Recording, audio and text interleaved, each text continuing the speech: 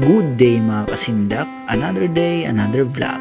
Paglabas nga natin ay nabigyan agad tayo ng booking papunta na naman dito sa Naik, Cavite.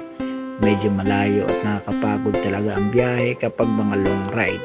Pero sulit naman ang bayad. At buti na lang meron pabaon sa ating pagkain pananghalian si Commander. Hindi na kasi abot kung uwi pa ako ng Bacoor, Cavite.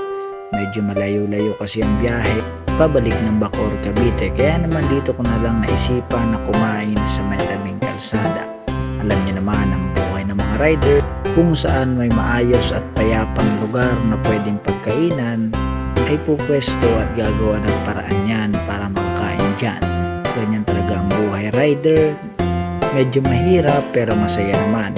Marami kang makikilalang iba't ibang kaibigan. Hindi mo man lubusang kakilala ay parang matagal na kayo nagkasama kapag nagkakwentuhan na. Ganyan kasi kaming mga rider, mayroong pagkakaisa. Hindi katulad ng ibang tao na parating mo nang nakakasama pero pag talikod mo ay bibirahin ka. Kami kasing mga buhay rider ay parating happy at good vibes lang sa kalsada. At normal din sa aming magkakapatid na rider ang pagtutulungan. Katulad na lamang kung nawalan ka ng top up o Gcash sa gitna ng kalsada. Kahit hindi mo kakilala basta't nagsabi ka, ay bibigyan ka nila. Alam rin kasi nila at naranasan kung paano ang maubusan. Mahirap kasing maghanap ng mapapag top upan kapag nasa kasagsagan ka at kasarapan ng biyahe. Dito ngayon nakatapos na akong kumain at uminom na lang ako ng tubig. Pagkatapos niyan ay nag-ready na rin ulit ako kasi meron na ulit tayong pasahero. Sa karanasan ko sa pagiging MC taxi rider ay hindi rin talaga madali ang kumita ng pera.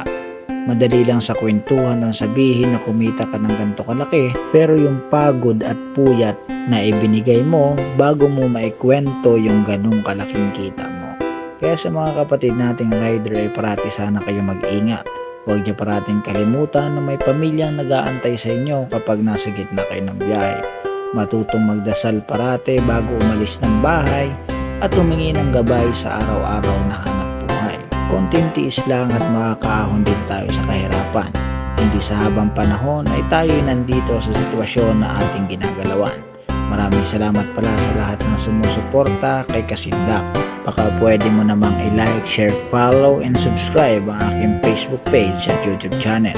Nang sa ganun ay maabot ko na ang 10,000 followers at nang maibalik na rin natin yung matagal nating hangarin na makatulong sa mga taong laman ng kalsada. Ipagdasal sana ninyo na mahit ko na ang 10,000 followers para tuloy-tuloy na ang pagtulong natin sa kanila.